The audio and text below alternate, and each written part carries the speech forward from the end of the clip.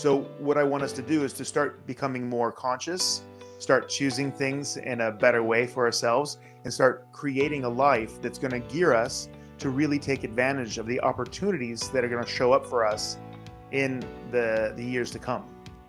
This podcast is brought to you by The Integrated Human. We work up, down, inside out to plug yourself into your potential. If you want to see what we are up to and what's next, sign up to our newsletter or follow us on social media. If you like what we are doing, we really appreciate it if you can like our post on social media and YouTube and help us grow.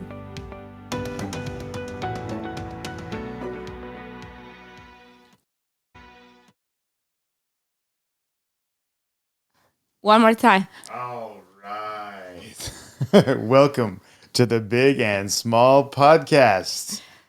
I'm Jason Shields, and I'm big. And I'm like, go Wilson, and I'm the tiny one. It's obviously very early in the morning. I forgot to put on the sound. That's no problem. Now we're good to go. I don't know how many episodes do we have? 54? Yeah, and you never made a mistake on that before. So, you know what? It was about time. Thank you. Yes. Thank you, because I blew the entrance on so many times. Like, yes. Well, now it's getting ready. All right. Like, why can't I hear him in my headset? Like, shoot. Yeah. There we go. We're ready now. Good morning. Good morning. So, as always, we're up early. And sometimes we're up late. We're working, getting things done, writing books in the morning, generally. Coming to work, serving the people. In the evenings, doing jiu-jitsu, serving the people there. Working out during lunch, making sure that we're fit and ready to go. Staying in shape's good. Eating smart, thinking smart. And just, in general, filling up our spot. Feeling pretty good with that. Yeah. So, how you doing? I have questions. Oh, cool. From last time. Yeah, your questions or other people's questions? Other people's questions, not my questions. Oh, wow. These other people's questions. Let's we go. have gotten questions from the last podcast. Yep. When we talked about worldview. Mm-hmm. I picked out two questions. One is regarding that podcast. The other one is a totally different questions. So I hope we will get through both. Well, I will be short and concise. Yes. Yeah. Yeah, that's what you're very good at. So the first one, because last podcast, and I recommend that if you haven't listened to that one, that you go back and listen to it. But that's about worldview and something we talked about in the last Flow State Continuum weekend. Yeah. And people went out from there, and my impression is that the guys that were there, most likely the women also, but a lot of the guys, which is often very head-focused men, kind of were blown away with the fact that they kind of all of a sudden understood that they didn't understand why they were making the decision they were making, why they were doing what they're doing. And the thing is, you're going to have your worldview anyways. Yeah. Because it's there if it's conscious or not. But to make that conscious is very important, because then you can also change it if you want to. Yeah. And I was talking to one of the guys this week, and he was we had a very different approach, because in the Flow State and I think we mentioned it in the podcast, one of the ways to start finding your worldview is to ask the question, why? Mm-hmm. Why am I doing this? Yeah. And then you add to the whys. Yeah. It's like, what is it and why? Yeah. Right? It's like first figuring out what it is, and then asking yourself why, and then why that, and then what it is and why that. Yeah, exactly. Yeah. That. And then one of the guy I was talking to, we had a very different approach, because when he was asking his whys, he said, is that going down a rabbit hole? Like a spiral down. Yeah. And I found that very interesting, because when I asked why, I'm expanding upwards. Yeah, you're becoming more. I'm like, yeah, but why? And oh, shit. Oh, and then, yeah, but why? Oh, no. I need to fix that, because then for me, it's an experience of getting it right in my face. And that means that I can go, if it's a decision I don't like, I can either go one more day in my life not being the most efficient me, or I can change it. Yeah. Because it comes straight in your face. Yes. And not that it's done within a day. It's not like I've had sugar as one of my big things, for instance, that I will drop sugar the next day, but I will start taking other choices around sugar the next day. Yeah. Yeah. Start the process. Yeah. Yeah. So that was just an interesting, but what we actually ended up to a lot of the times, and what we also have talked about, is what's the difference between a worldview and your personal philosophy? Yeah. What's the difference? Because it gets slightly mixed. Well, very good. That introduction was wonderful. Worldview contains personal philosophy. Okay? So that's the thing that's important. It contains it, and that's why it's easy to mix. And that's why, and then so you have worldview on top, and underneath that, you have your personal philosophy. Yeah. So the way things are, that's worldview.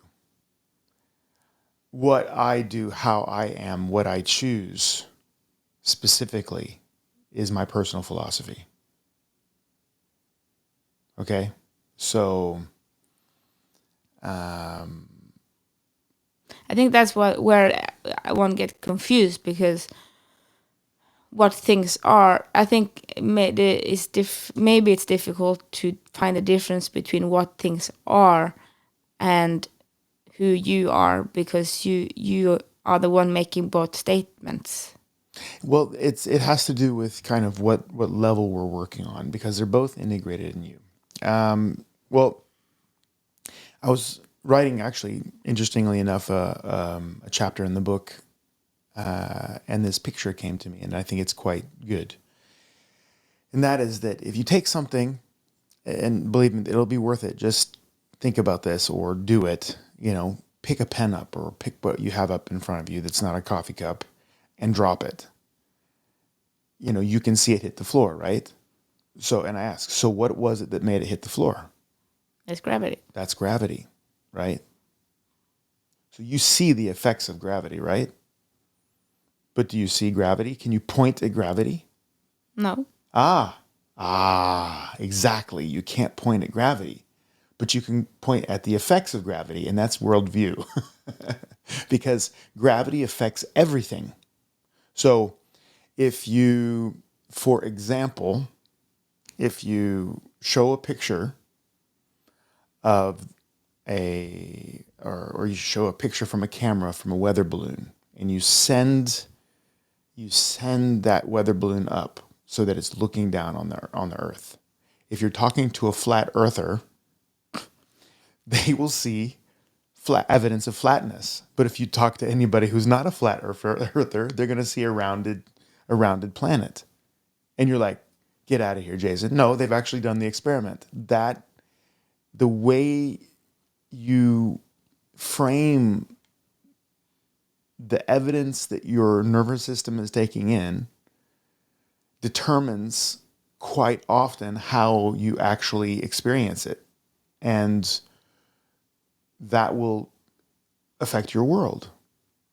Now, so that's worldview. It's like gravity, and why do I use gravity? You can't point at gravity. Well, many of our big statements are very difficult to have concrete evidence for because they're so big. Well, will you say that then it's when if you just as a general thing, most likely exceptions, but if you go, it's never or it's always, that's a word statement more than a personal philosophy? Well, you could say I never, I don't do negative numbers, for example. That's personal philosophy. Yeah. Right? But that because it's I. But if it's negative numbers don't exist, that's more a worldview statement. Things always goes to shit. Yeah, that's a word statement. That's a statement of the way things are. Because that's in general. Yeah. That doesn't apply only to me. Yeah. It applies to everyone. And everything I touch goes to shit. That's personal philosophy. But because it has I. Yes. I. So Yeah. in the person, yeah, because that makes sense. It Yeah. is personal philosophy. Everything I touch always goes to shit. Yeah. Or That's wrong, by the way. I'm saying yes because that's a correct statement Or- or an example, but that's wrong. Yeah. yeah. Yes. Okay, now you just Yeah. Now I'm confusing. yeah. But Thank you so much for that. I don't want to It put really any helped hypnotic me in statements my out when there. I'm already confused. Thank you. Yes. Everything you touch goes well. Yeah. Okay. But then when it contains I, or if it doesn't contain I. Yes. Personal philosophy, personal I. Yeah, that's correct. So a lot of people in this relationship, in the old days, were so lucky that they had a very strong belief system like Christianity or Islam or Judaism or Hinduism or Jainism or Taoism or I can go on and on. Any one of the tribal belief systems, shamanism, for example, you had a system that gave you a worldview, and then you could work from that. So having a strong religion, for example, is actually, in a way, a very cool simplification. And things would work like Christianity for a while made a statement that the Earth was the middle of our solar system, right, and that the sun went around our planet.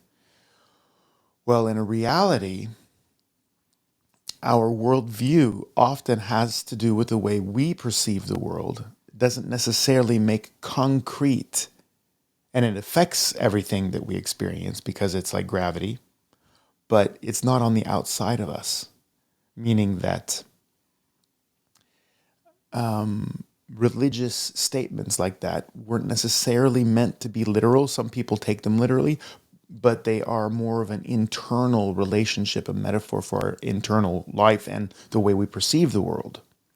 And those are important ways of structuring the information that's coming in, right? So, it's kind of like when you put in a question in Google, you get 100 million answers. Well, there is a selection engine that kind of brings the most valid ones to the top 100 or whatever, right? And most people just look at the top 3 and then go on. Well, that filter that's being used is kind of like a worldview. It's like, how do you prioritize all the information that's coming in? How do you put it in the system? How do you arrange that? So Google Ads. Google Ads. Right? So that's one thing. Now, your process of discovering this, the enlightenment that happened in the West was basically pushing away everything that was religion, everything that was esotericism, everything that was spiritualism, everything that was, in a way, a frame around things, and trying to use the mind to understand the world, which has its benefits. Science came out of a lot of that, right? The problem is that we're getting to the point in, for example, quantum physics, where we're pushing so much the envelope of science that we're actually bumping up to the edge of what our psychic abilities, not psychic in terms of being psychic, reading minds, but our psychological abilities are. So quantum physics is not necessarily reflecting only the physics of the world, but it's reflecting the physics of our mind, or what our mind can conceive. So a lot of people are starting to talk about how quantum physics and consciousness relate. The reason that is because you get to the edge of what you can conceive with your mind, and that will become your reality. That becomes your worldview.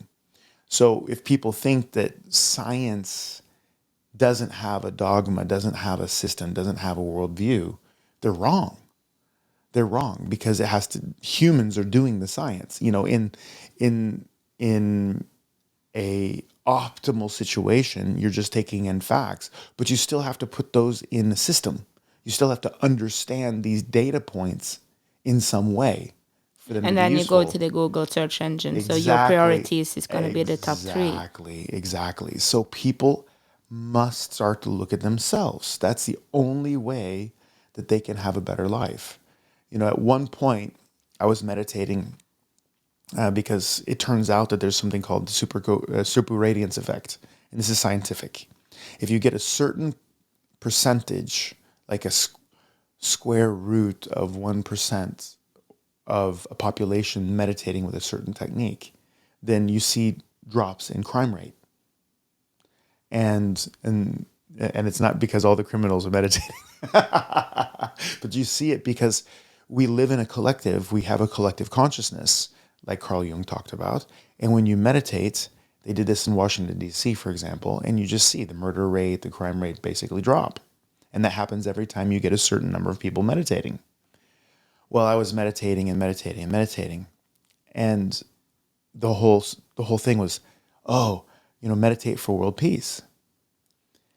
And at one point in my meditation, I realized... And this is a whole group doing this, right? Yeah, like thousands of people. Yeah, it's not just me. It's like we're thousands of people. And I realized something. The only way to have world peace is to have peace with the way the world is. And then something broke inside me in terms of my worldview. I realized that animals eat other animals. Plants live and die. In order to have evolution, things have to come into creation and they have to go away from creation. Part of that in human ways, human form, is destruction. You're going to have destruction. Yeah, but I want nice, easy destruction. No, there's going to be war and there's going to be turn. It's horrible when it happens. But human beings are total. You will never get rid of what you think is bad. Because even though you look at yourself as a lovely, evolved human being, you're still wearing T-shirts that are made in sweatshops where children are being tortured and enslaved. Oh, no, I'm not. Yes, you are. You ride your electric car because it's good for the environment. But those batteries and the batteries in your mobile phone are mined by children in Congo.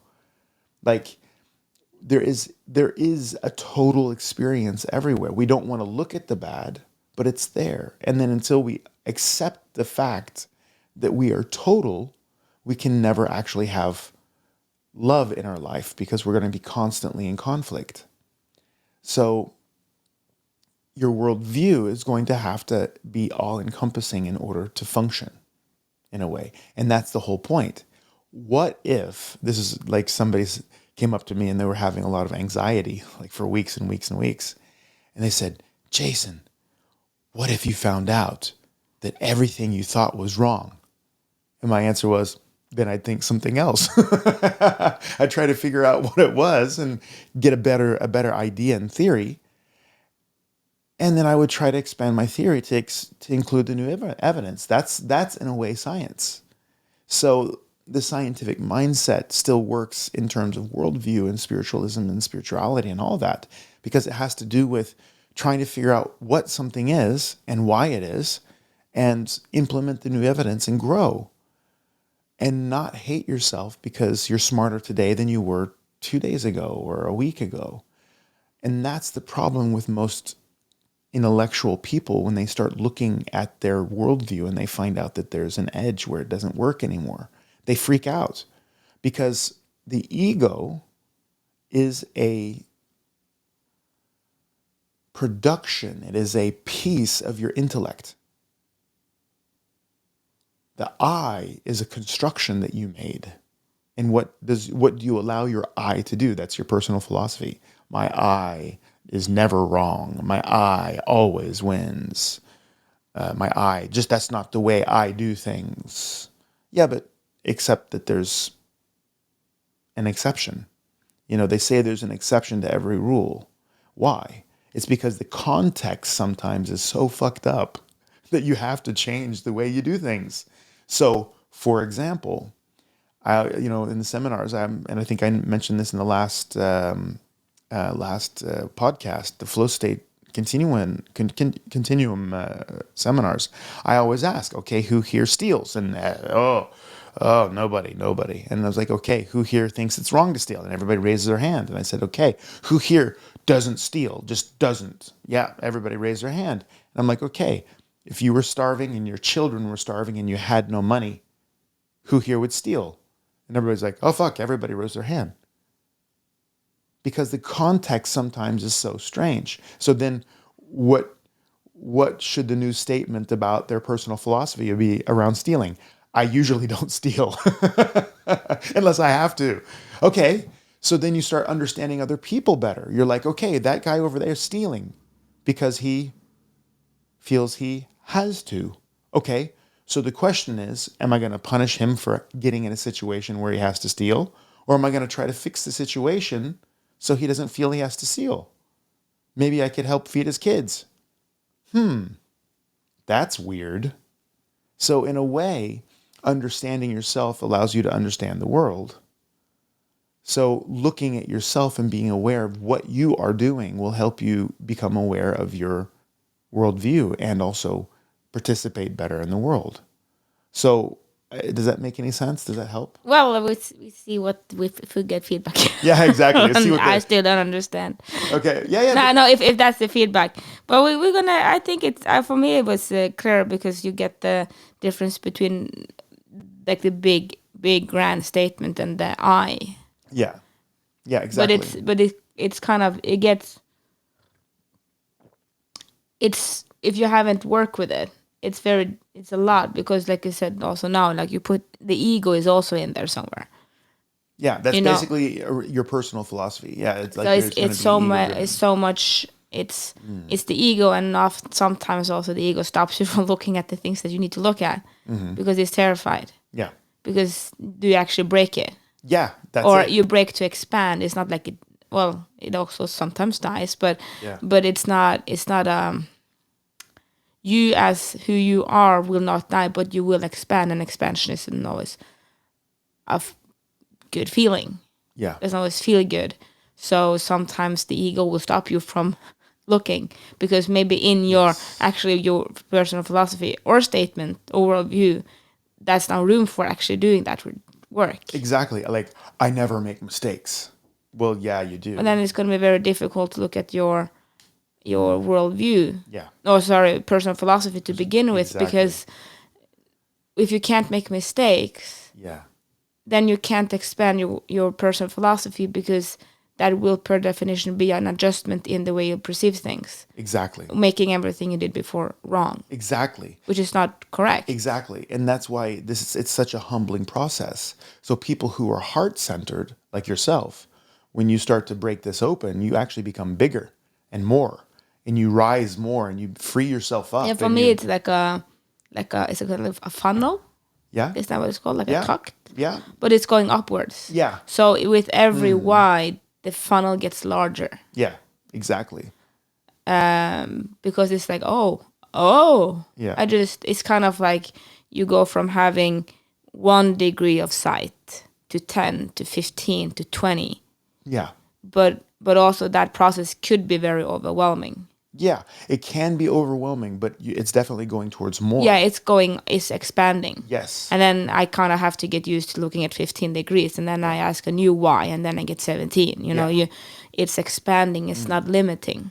And the people that are in their head, because the foundation of the mind is not nothingness, my friends. That's deeper, but is basically space. It's nothing. And then you make up a construction of all these ideas. So when your personal philosophy is that I never make a mistake, right? And then you realize you do make mistakes, you break off a chunk and that disappears. And you're like, fuck, I'm less than I was. Because before I had this idea that I knew everything, I was everything. I had this idea that I was perfect and all this stuff. Well, it's not a piece falling off, it's a hook releasing. Yeah, exactly. It's a hook releasing, but because they're in their heads and not in their hearts, they don't realize that they're becoming more expanded. They just that tiny little crag hook that they were holding on to for dear life to give meaning disappeared, and they have one less thing that they can kind of protect themselves with or hide behind or look at themselves as, and that's fucking terrifying. So that's part of the dark night of the soul. The dark night But of the then also, soul if you go so far down, you're gonna get out in the other end. Well, that's the whole point, that all great thinkers, all great philosophers have in some way, shape, or form gone through the dark night of the soul. That's why it's a thing. It's a thing when you break your conception of yourself. You don't actually break yourself, because you can't break yourself. Actually, you can end yourself, unfortunately, but you can't really actually break yourself. So you have to be brave enough to throw yourself in that situation where you risk finding out that nothing you thought was the way it is. And when you're in your head, that's the moment before you discover your heart and your soul. Yeah, you go all the way to the bottom. Yeah. All the way to the it's no more why. Until there is no more why, there is no what, there's just bam. And then you get pushed through. You get pushed through the little rabbit hole, and then you're on the other side. It's like the Neo, you want the red pill or the blue pill. You know, you have to be brave enough to take that let's do this pill, you know? Because I can't remember if it's the red or blue. I'm sure one of our listeners is going to be like, bro, it was the red one, bro. We have a cinema man. Yeah, so exactly. He's going to send us a message saying, shape up, right? Yeah. Yeah, I didn't know I was going to talk about Neo. But yeah. Anyways. Yeah. Now I think that helps. So I hope it helps. If not, send us a message. Yeah. And we'll do better. We have a totally different question. Bring it. Masculinity. Ooh. It's gonna be, it could be an interesting one. So I'm gonna read the question. Yeah. Hello. I wish to ask the integrated human duo a question. Ooh. So if you're new to the Big and Small podcast, when we are not podcasting, we are the integrated human. Today, many young men experience a bizarre portrayal of masculinity. We often see on our phones men like Jordan Peterson, Andrew Tate, Jocko Willing, Conor McGregor, Mike Tyson, Elon Musk, warriors, businessmen, and entrepreneurs. And in all this, we are fed a mass and a picture and portrayal of masculinity on such a wide spectrum, it's easy to get lost on what a man can or should be. Mm-hmm. So, what my question is about is, what does it mean to be masculine? How important is it to be masculine? What kind of masculinity is donkey ears correct? How do I get in touch with my masculinity, and why is it important to be masculine? Is a masculine man a ferocious businessman, a fearless warrior, or a family man who is happy and content with his life and just all around okay? And what should the young men do and think here? Mm-hmm. That's a very cool thing. Do you want to go first? You want me to go first? Let's. Okay. All right. It's difficult to be a man, is what I can say. Yeah, it's difficult to be a woman. It's difficult to be a man. It's difficult to be human. Yes. Especially when all the roles that were before is kind of blown away. And like he says, you get, which both gender gets, you get such a wide experience of what it is. Like if you have the Rock on one side and then you have Jordan Peterson on the other, it's very different. Yeah, it is. And is that? And then you can ask the question: is that actually masculine? No, exactly. It's not. You know, in that way. So let's start out like really just blowing up the ship. Yes, let's do this. So, is it okay for you to share your thoughts? Yeah. Yeah.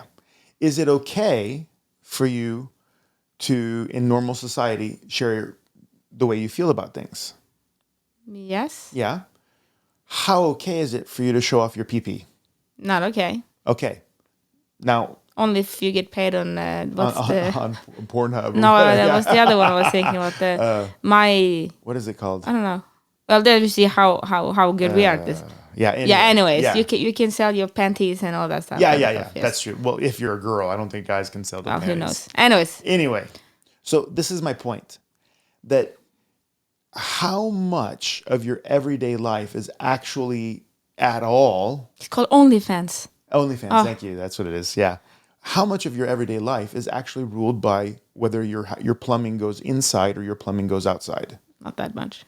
Almost nothing. More of that depends on my worldview. Yeah, that's true. That's true. Very well, very good. But in general, no, it doesn't matter. You eating breakfast, does it have to do with your pee-pee going in or out? No. You going to the gym, whether you lift, is it pee-pee in or out? No. Whether you get a membership at the gym or not, is it pee-pee in or out? Doesn't matter. Yeah, whether you get an education today, is it pee-pee in or out? Most often not. Yeah. So in what modern society, whether your pee-pee goes in and out, and I'm making it not far dangerous and a little funny saying pee-pee in or out, is that I'm putting it in kind of like a little bit of a frame. Being a woman or being a man has very little to do with your life. The only thing is that who's going to give birth to the baby? Who is it practical for to give birth to the baby and possible for? Only women, right? So to start with, one of the least important things in your life, if you're not reproducing, is whether you're male or female. Now I'm going to repeat that. One of the least important things in your life, unless you are reproducing, is whether you're male or female. But we make it how important? Oh, it's the biggest thing ever. And another thing is, you come into work every day. Yes. I come into work every day. Yes. Mm-hmm. So in any normal situation, do I even necessarily know who you're sleeping with? No. No. Is it my business? No. Is it my business if you're sleeping with men or women? No. Is it my business if you're sleeping with 5 men or 5 women? No.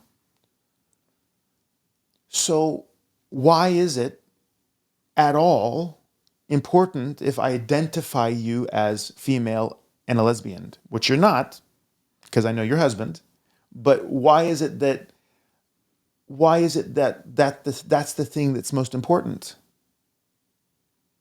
Don't you have more in common with me than you have not in common with me? Yes. The fact that you're female and It's I'm the only male, thing that's basically the not common thing. yeah, and because you and I are not sleeping together, and you are married to somebody else, and I'm married to somebody else, it's the least important thing in our life, isn't it? That Yeah. I'm male and you're female. Yeah. Yeah. The only difference it makes is when we're gonna carry wood. Yeah. Well, Then I it's have more practical because it's Yeah. more that if because you're larger and you have more reach. Because Yeah, I have that's big it. if issues with my reach. Actually, my length. Yeah. My length is a bigger issue for me. Yes. My length and weight Yes. than my gender. Exactly. Because it's a lot of things that I can't reach. Yeah. And when we carry stuff, Yeah. my frames are as big as they are. Yeah. Well, so they would kind of be the same if I were a large Viking woman. Yeah. And you were a shorter.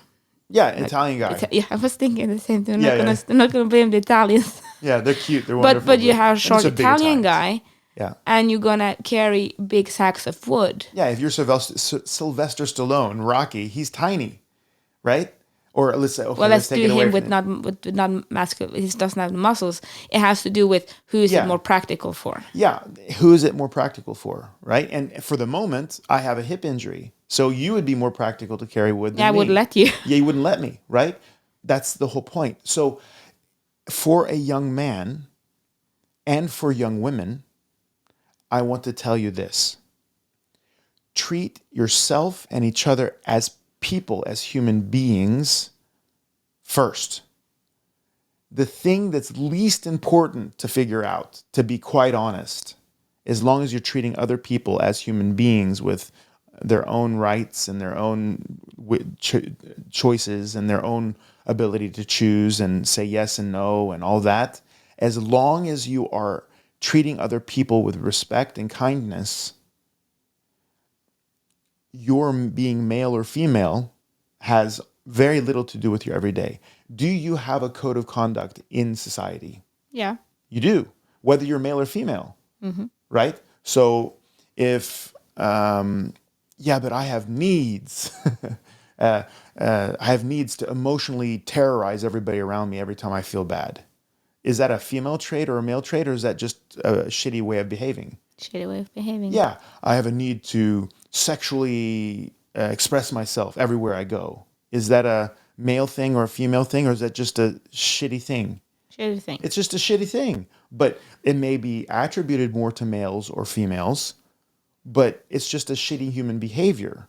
It's non-developed human behavior, right? Or misunderstood, because sometimes you have a person coming from a different culture and they do something that in this culture is sexual and their culture is not sexual. For example, when I was in Italy growing up, I remember I saw two men walking arm in arm, and I'm like, "Oh, Dad, are they gay?" And he's like, "No, that's what guys do here. They're talking." And I'm like, "That's weird, because in America, if two guys are holding hands, they're gay. Not that that's a bad thing, but it's a signal." And I'm like, "Oh, that's interesting." I'm like, I've seen this a couple times today. I'd never seen that in America. And he was like, no, that's just the way people are here. I'm like, oh, okay. People hug and kiss each other. Oh, so many times. But in the North, oh, we don't touch. We don't touch. We hardly even give each other a hug, right? And it's not that it's good or bad. It's just the way we behave. It's culture. There's so many layers of clothes. It's hard to get. Yeah, I can't reach around them. They're like, them. Yeah, right. But the idea of personal space is different. So being a person coming from a certain culture, having to adapt to the culture, those are much more important things, and kind of fulfilling what is normal, than getting to know yourself. So now I just broke a whole bunch of stuff probably, and I haven't yet answered the question. But I'm going to say, first of all, worry about all the other stuff first, and then we can get to the fact if you got an in over PP or yeah. Or but PP, I think like you're gonna actually go back to the worldview, because you have to ask why. Why is important for you? Because I'm gonna throw my husband on the bus. I'm so sorry. Because when we've been together since we were 15, and I always liked facials. Yeah, it's so good just to be kind of just like squished in the face. It's so good. Yeah. And I can't remember exactly the years, but between like 15 and 20, he refused like a wild cat. Every time I tried to put on some, I almost said makeup. It's not makeup, but like, the clay and stuff. Yeah. He was fighting like a cat in a bag. Yeah. And now I can't get him off my lap. Yeah. He's coming with this stuff, and and he loves it. Yeah. And for me, and I asked him, I said that a while back, that no, he was terrified. He knew he wasn't gay. Yeah. But he was terrified that other people might think he was feminine, because he has soft traits. Mm-hmm. He's a soft guy. Mm-hmm. He is not, he's not the one that takes so much space, but he's very soft. So because he had soft traits, him liking a facial, he was afraid was gonna make him gay in other people's eyes, make him something he was not. Not the fact that he was gay, but it would make him something he was not. Misidentified. Yeah. But the more secure he got in himself, yeah, the more that didn't matter. Yeah, his sense of who he was, ergo his ego, ergo his personal philosophy. Yeah. So I think in this case it's just as much about, you have to figure out who you are. I see it, I smell it a lot, rather say. That when I go to the gym, I often comments to you, and it can be jiu-jitsu, it can be in the street. I can say, oh, there's a lot of young men in here today, because you smelled it, because they are doing it. They're doing a thing because in their picture that's masculine. Yeah. It's being cologne, or it's being a hairdo, or it's being how they sit, because they're trying to be big alphas and be. They're trying so hard. Yeah. And you can smell it on them.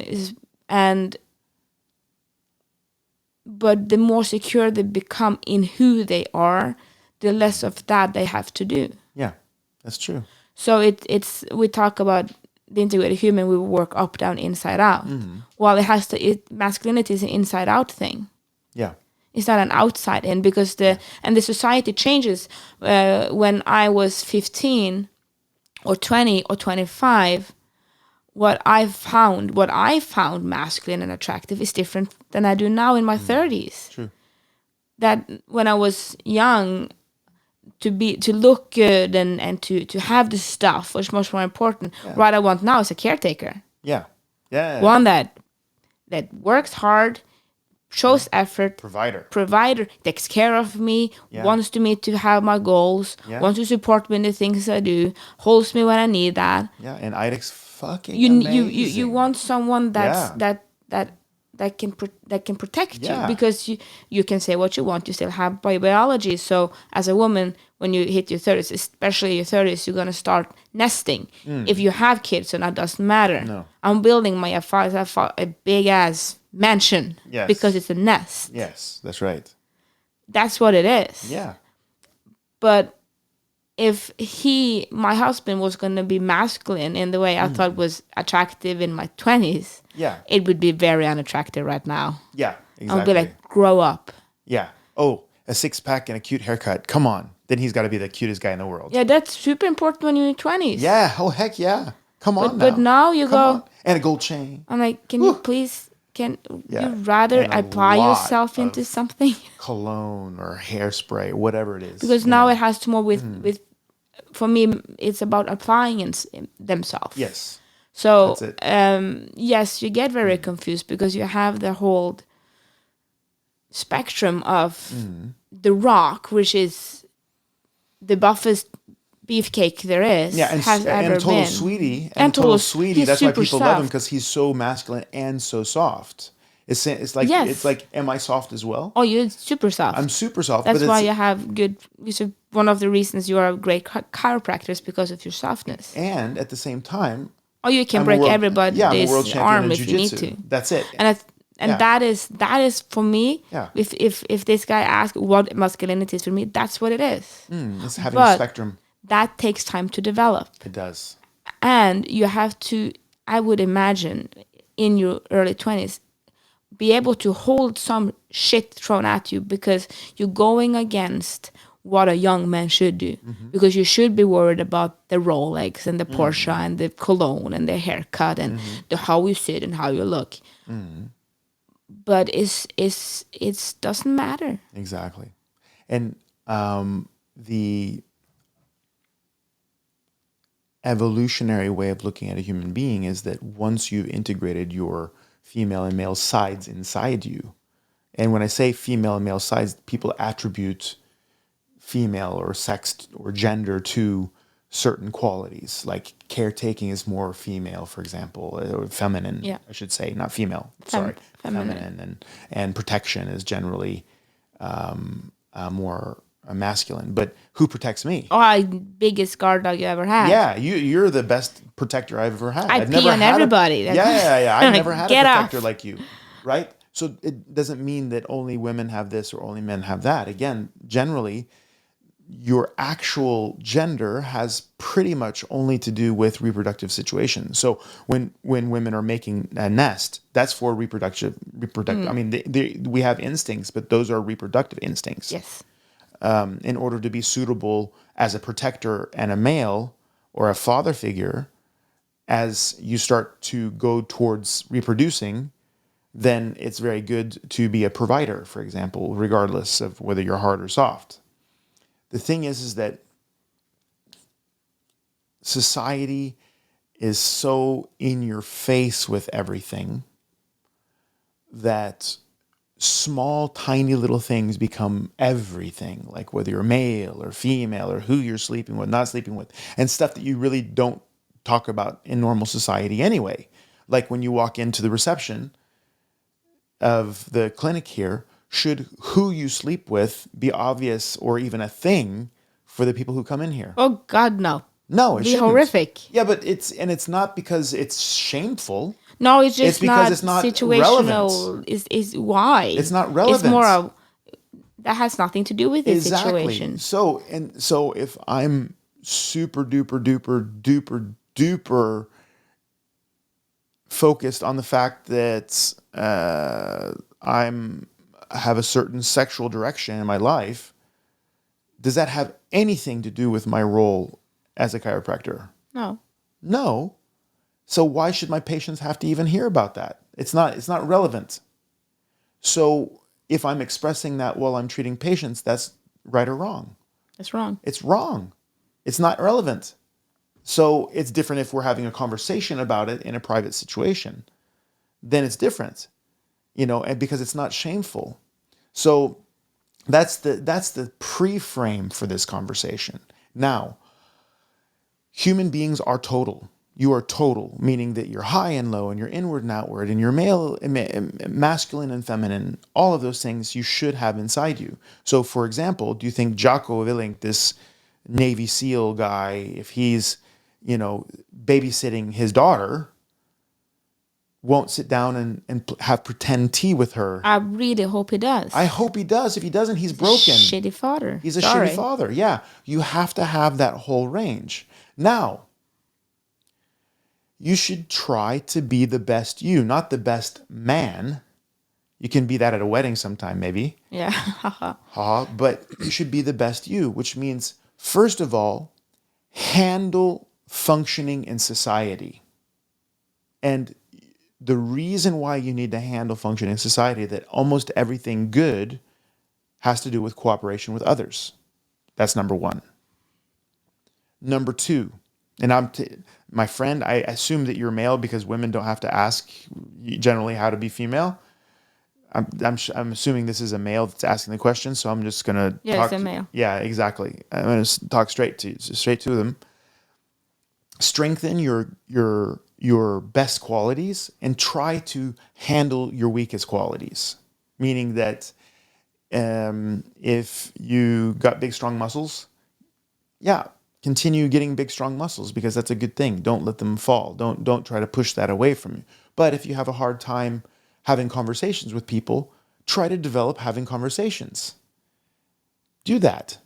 It's really cool. If you have a hard time in social settings, trying to feel harmonious, then put yourself in situations, be brave enough to put yourself in situations where you have to be social, right? If you feel like you're not smart enough, okay, get an education or start reading books, read philosophy, look at yourself. Because I'll tell you one thing, somebody may have a degree in something you don't, but most people never take the time to look at themselves and learn who they are, why they're doing what they're doing. You doing that makes you a more developed person than almost everybody around you, because people are so busy trying to get a new iPhone. Yeah, people are so busy with how they are looked at. Like they focus. I think that is, there's so much focus because you have Instagram and all that. You get bombarded every day with how you should look and how what's feminine and what's masculine. But what I found more and more, it has nothing to do with that, because when you discover who you are, will portray that part. Yeah. To the largest scale that you can. But if you try to copy others, you will not. You will just be it's kind of, we talk a lot of, I have talked about a lot in the past about alphas. And alpha thinks you have this young guys coming and trying to take his place and be alpha and kick ass. But they're not alphas, because when shit hits the fan, they disappear. Yeah, the tough they're not tough. An alpha, that masculine, is the same with the matriarch, which is the feminine. Yeah. When shit hits the fan, they show up. Yep. That's the thing that's important. Yeah. If you want to be masculine, be the guy that show up. Yeah. Be the guy that's developed. And because to be able to show up, you have to have developed the spectrum so you can handle that shit. Yeah. But if you haven't, if you haven't dealt with your capacity within social settings, and this situation requires a social settings, you're not the alpha if you can't hold that. Yeah. So to become masculine or feminine or whatever it is, it's within you. You need to discover you, and that will come with it. Yes. But if you're trying to be that thing, it's an outside-in thing.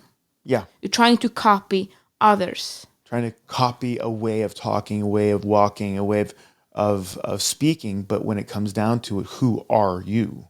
It's just air. It's nothing of substance. Yeah. And of course, like we talked about this the other day, because often, as I imagine, maybe it comes down to look.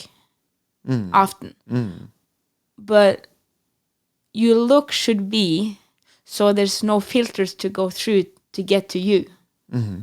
Because if I do a thing, a style, say I'm a goth, you have to go through all of my gothness to see me. Yes.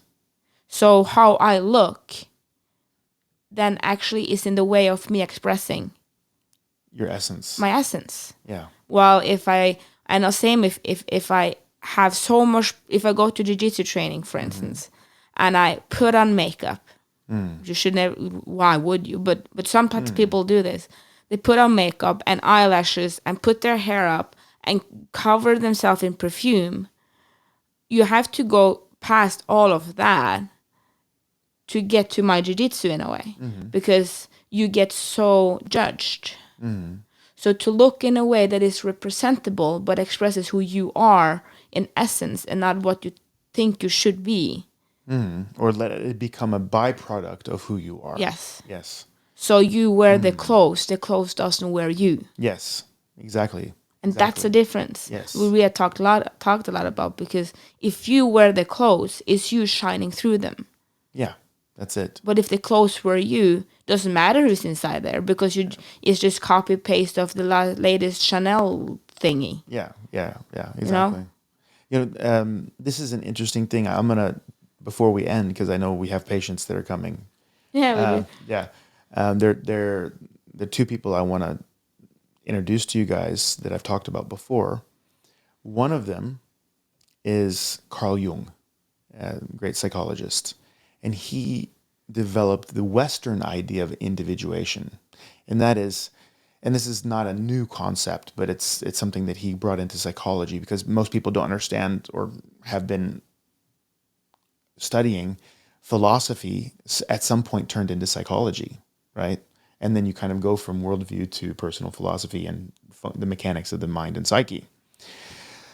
So the process of individuation is to start discovering yourself as a person and as an ego, but also understanding that you have a subconscious and working with your subconscious, and then working towards the collective unconscious. The unconscious you is connected to the unconscious of society. Individuation is called. Now, Aristotle, going back to philosophy, he talked about the supreme beatitude, or the sublime state. And that is that you've become so much you. You've understood who you are and owned your uniqueness enough and related to society enough and understood society enough that your uniqueness serves society, and you serving society serves your uniqueness. And that is total integration of the personality in society. That is the happiest and best. That is the goal. So a lot of people are like, yeah, I don't want to take responsibility. I don't want to be under the man, kind of hippie movement. Like I had that guy who came in and I'm like, hey, where you been? And he's like, yeah, I spent 6 months on a nude beach. I'm like, wow, okay, where'd you put your money? And he's like, under a rock. And I'm like, okay, yeah, but the whole point is that some people are so terrified of engaging in society because they want to be them, they want to do them. Well, okay, that's a part of your process of learning who you are. But at some point, you're going to need to involve yourself in society, and you're going to have to be at home with that thing, right? And what that means is also then understanding how you can work your uniqueness into society. And that's the point. Yeah. I'm looking at the question again, and no offense, but all of these are old guys, isn't it? Older guys. Sorry. Who? Like Jordan Peterson. He's not 20. Yeah. That's Andrew a good point. Tate. Well, he's special, but he's But they're like in their they're more in their 40s, 50s, 60s. Yeah, and then you have and the question is, if you think, and I have not gone into that, but if you also, what is in common with all of this is that they have fulfilled a box somehow, good or bad. Yeah. And they're successful in something. Yeah. And they're found a direction. Yeah. Like we say, in the 20s, you kind of try to figure out who you are, and in the 30s, you go for your capacity, and they have. Yeah. They've pushed their capacity. They pushed the capacity. They filled up their personality box. And that's what it is about. It's not about if it's a businessman or a family man. It's about finding where you want to excel and go for it and fill that box up. And that's whether you're male or female. Or female, exactly. You have so many wonderful females you can have brought up. Yeah, absolutely. You know, so it's not a female or masculine trait. It's about filling up your spot. And the thing is, you, as like I say, you're a black belt in jiu-jitsu. No one has seen you do a hip escape as white belt. Yeah. And the people that come in, you have never been anything less than a black belt. Correct. For the new people. For the new people, yeah. Well, when you look at The Rock, he's always been The Rock. Yeah. But you didn't see him as an awkward teenager. You never did. And you see a couple of pictures, but you didn't feel him. You didn't see his development. Exactly. Same with Elon Musk. He's genius, but he was not that confident when he was a teenager. Yeah. And Jordan Peterson, by the way, was the squirrely, weird, nerdy kid that got beat up by everybody. And he even talks about that. I mean, he was a horrible kid. He was a horrible teenager, and he ended up, in the end, getting some big, strong friends that he hung out with that protected him. And so he's a smart guy. He's a smart guy, exactly. So, he was able to see different layers of society because he had friends that were there, and then, he developed himself that way. But they found a thing that they're good at. Yeah. Or want to be good at. Yeah. And they went for it. Yes. That's it. And accepting their point of view or their worldview or their personal philosophies for a while can be interesting for you to figure out who you are. If you don't know who you are, you can try it and see if that's what you want. Just so you know, do you think that The Rock is taking steroids? Yeah. Yeah, so if you don't have that in your personal philosophy that, I don't take steroids, you can't be The Rock. I'm sorry, first he has amazing genes, and he's taking steroids. Okay, Jordan Peterson, he's taking massive amounts of antidepressives and has been in mental hospitals and almost put in a coma. I think he was put in a coma for several months because of drugs and abuse. I mean, self-abuse and trauma. So, and he's a psychologist, and he's going to tell you how to think. I'm just making Andrew Tate's in jail for exploiting women. Out again now. Is he out again? But I mean, some of the things that they're talking about are good, but maybe not the whole thing is good. And you need to figure out what pieces of those people are good and take that and put it in your box and then leave the rest because they are representing them. And they're going, you only see the end point of that. You see them maxed out. You see this is as good as they get. Yeah, that's their max. That's their advertising, And by the way, if you want to see misuse of worldview statements, look at headlines. Now the world's finally coming to an end. Finally, it's coming to an end. Yeah, all that kind of stuff. So yeah, but that's a very good catch. Excellent. Yeah, like observation. most of them are people that have lived. Yeah, they're 40, 50, 60s. Yeah, most of them. Yeah, they're 40, and 50, 60s. And the people that are not, they have gone so far into one thing. Yeah. But then if you start looking at the rest around them, it's not gonna hold. Yeah. So if it is masculine, no, I will not say it's that because it has not to do with if you are a businessman or entrepreneur. Yeah. That's not masculine. That's human. You have female entrepreneurs. Is that it's nothing to do with that, but it's about that part is about excelling. Masculinity and femininity, as I like it to be, not how it's portrayed, but how it's like to be, comes from the inside. Exactly. You becoming strong in who you are. If you become if you're a man and you become strong in who you are on the inside, you build yourself inside out, you will also be masculine. Yeah. And portray that, have that. Because masculine is protection. It's about taking care. It's about taking care of the pack. The female, well, a female that doesn't just show her femininity to everybody, but holds her own femininity and the power that has. That's power. That's feminine, and that's beautiful. That's radiant. So we have to look past the Instagram, like we talk about. Yeah, the Instagram. Yeah, exactly. And just as a thing, do I walk around intimidating people? No. No, But I think I know people. you can be intimidating. Yeah, I can if I need to. Yeah. But I never need to, right? But that's with your being. Your being says, I don't have to. I don't have to. And that's the thing. My version of being an alpha is serving as many people as possible, trying to bring as much happiness, take away as much suffering as possible, and trying to be valuable. That's my version of alpha. Young men's toxic version of alpha is intimidating people and taking things that you're going to have regardless of what other people need and want, and trying to be first and not listening to what other people's needs are because you're alpha. No one tells you what to do. No, tell me what. Yeah, nobody's going to tell me what. Yeah, and that makes you an outcast. That makes you ridiculous, and again breaks the supreme beatitude, because you have to be involved in society. So what? And this, the last thing, because I'm sure we're over time now, because it's such an interesting thing. But toxic femininity, toxic masculinity. You've heard those things, That's mostly what we see on Instagram.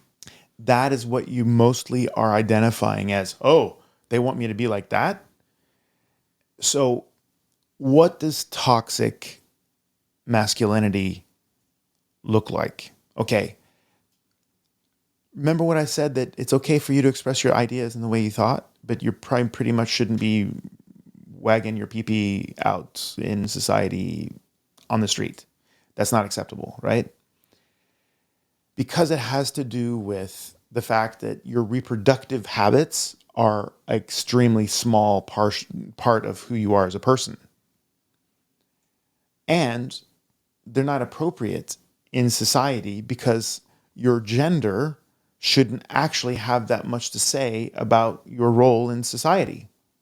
That's what they call, likestilling in Norway. It's like you are a human being and you have rights and you have value inherent, but you still are obligated to function.